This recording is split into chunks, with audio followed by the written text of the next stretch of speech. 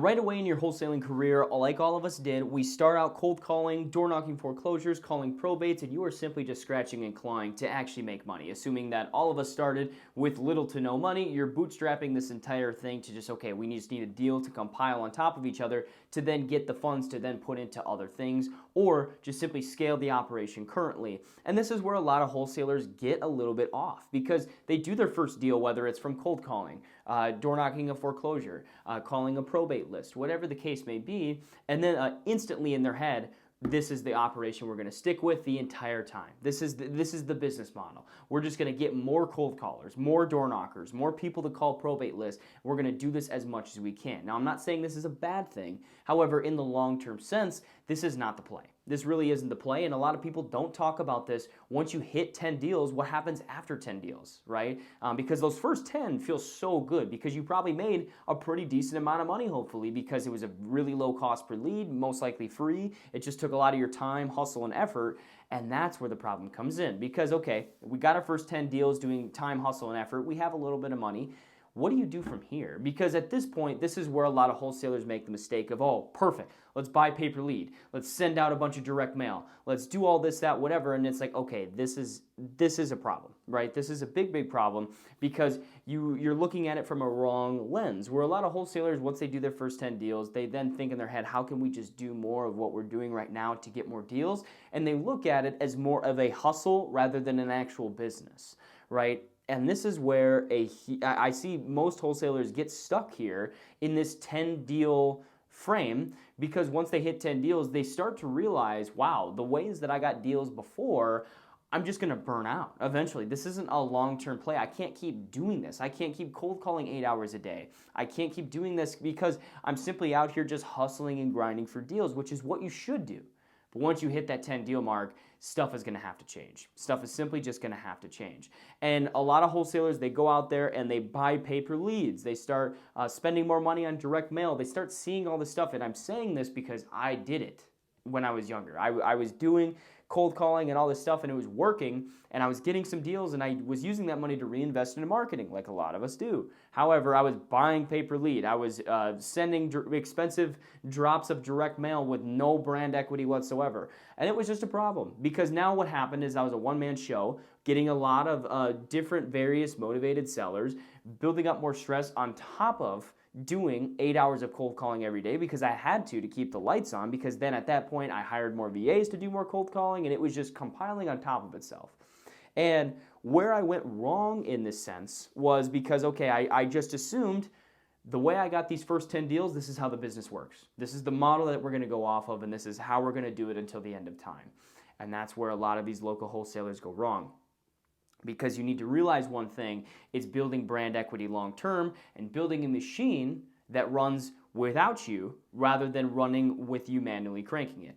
And manually cranking a machine is things like cold calling, door knocking foreclosures, calling probate lists, right? Sending out equity lists, direct mail. Like, you're just hustling to get deals. You're catching these people at the right exact time to get them to sell their house to you for really cheap so you can wholesale it. And then what happens after that? Nothing. You built no brand equity, and you're simply back at square one, starting the month over again right away the next month.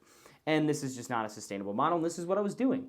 And until I shifted into the idea of, okay, how can I make a model that is working while I'm actually doing what we should be doing, which is going on the appointments, closing the deals, and figuring out how to monetize them for the most amount of money I possibly can so that we're getting leads on autopilot over here and we're not having to manually crank. Like if I woke up sick the next day, or if one of my assistants woke up sick, or like we didn't have manpower, my system was not running in those first few deals, right? Then you need to build a system that is working whether you work that day or not. And that's just the end goal of wholesaling, because if you can do that, you now have built a funnel, a golden goose of motivated sellers consistently across the board to then do what you need to do and scale it to the point where it's like, okay, now we can flip multiple houses a year. Now we can wholesale a bunch of houses, more houses, because all we have to do is just handle the leads that are coming in. Just follow up with the leads, close them, and wholesale them or flip them. Very simple, right? That's your now job, instead of just sitting there fighting to get motivated sellers all the time, where you're spending 90% of your time getting motivated sellers, 10% of them actually monetizing the deal, which is what actually makes you the money. and then you sell yourself short. You don't have the time to necessarily flip a house or anything like that. But we need to make this transition after you do 10 deals, because at this point, like I said, you have money, you have knowledge, you have cash buyers, you have resources, and usually when you get through 10 deals, you are pretty well versed around in the wholesaling game in your local area.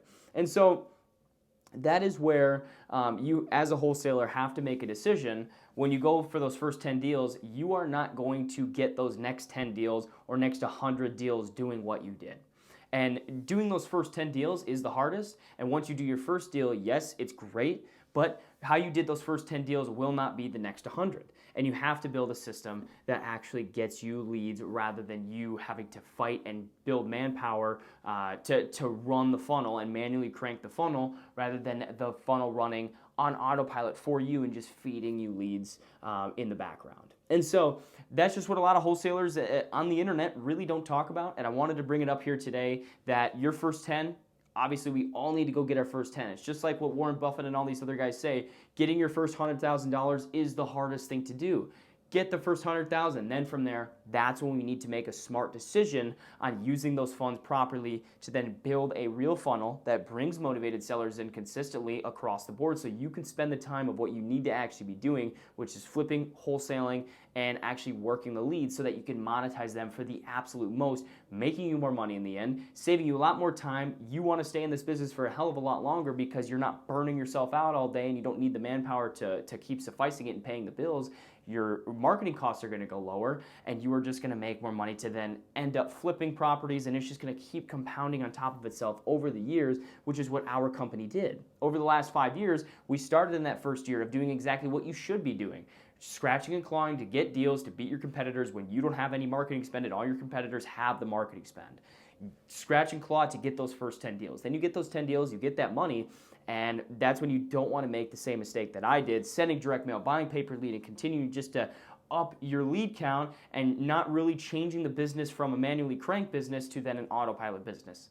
This is when you need to make sure you're changing to an autopilot business once you have that first 100,000 or those first 10 deals, because you can use this money to then grow and make a company that actually lasts without you having to be the main manpower or the main generator of the business. Because if you woke up sick the next day or anything like that, or you were gone, the business will not run.